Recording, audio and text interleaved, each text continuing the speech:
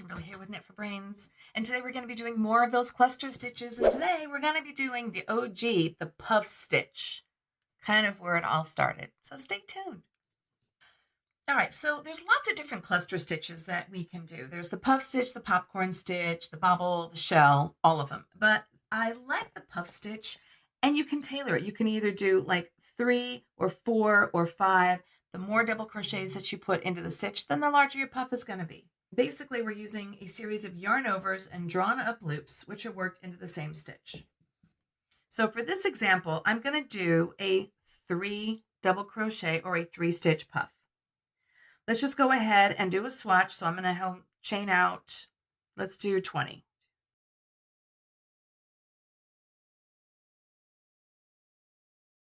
Okay, so there's really no particular stitch count for this. I'm just going to do like a 5-inch swatch. So to start it, what I'm going to do is I'm going to yarn over. I'm going to insert my hook into that first stitch, yarn over, pull up a loop. So now I've got those 3 loops on my hook. I'm going to yarn over. I'm going to do that 3 times. So there I have got 5. Yarn over, pull through. Now I'll have 6. Yarn over, and I pull through 2. I should have 7 stitches on my hook. Yarn over, and I'm going to pull through all of them together. And that's it. That is basically your puff stitch.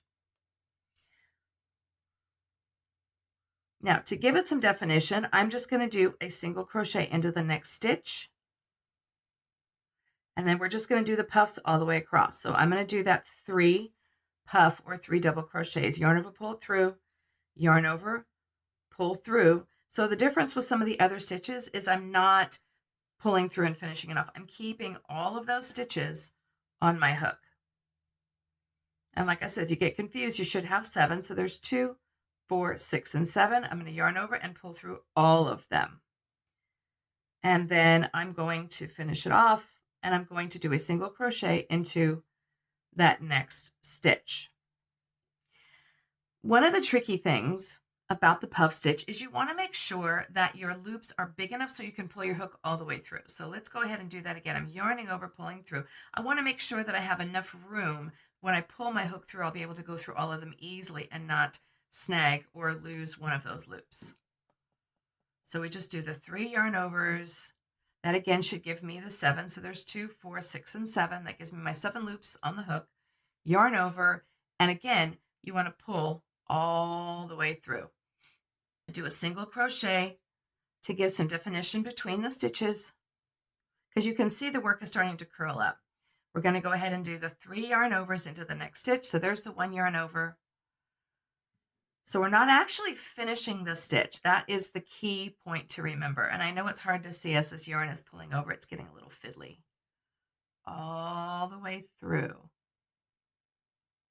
Close off your stitch, single crochet into the next stitch, and we just do that all the way across. So meet me at the end.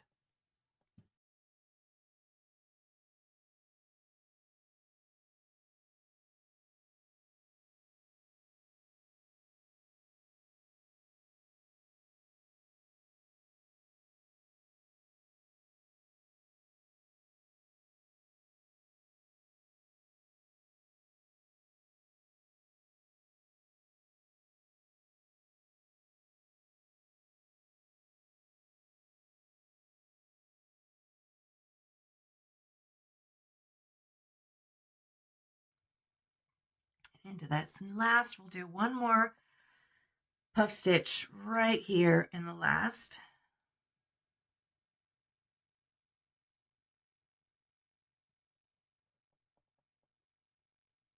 Finish it off.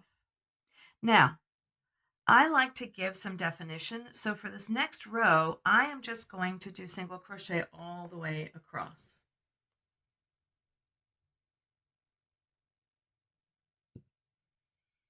So I'll just do a chain 2 for my turning row, and I'm just going to single crochet.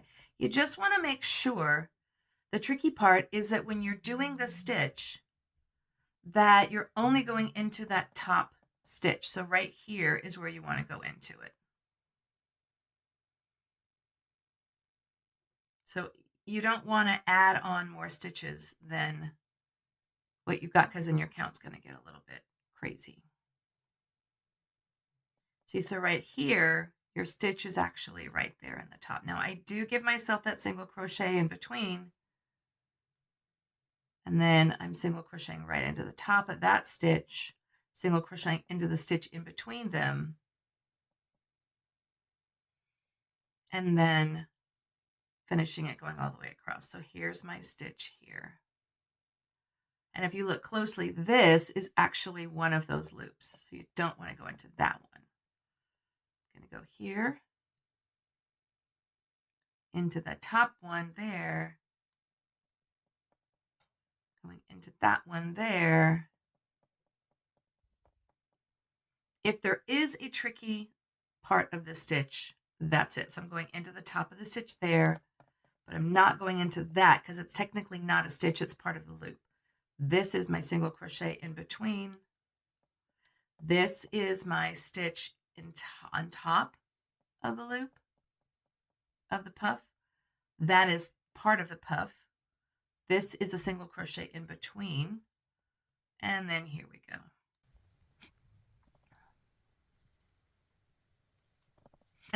And then you can see how that row gives it just a little bit of definition. You don't have to do that. That's just my choice because I like to have definition in my popcorn. But if you're going to be doing a stitch or maybe a pillow where you want to have popcorns everywhere, just go at it. Have fun. Thanks so much for watching. I hope you've enjoyed this tutorial on the puff stitch. This is Kimberly with Knit for Brains. And as always, I'll see you soon.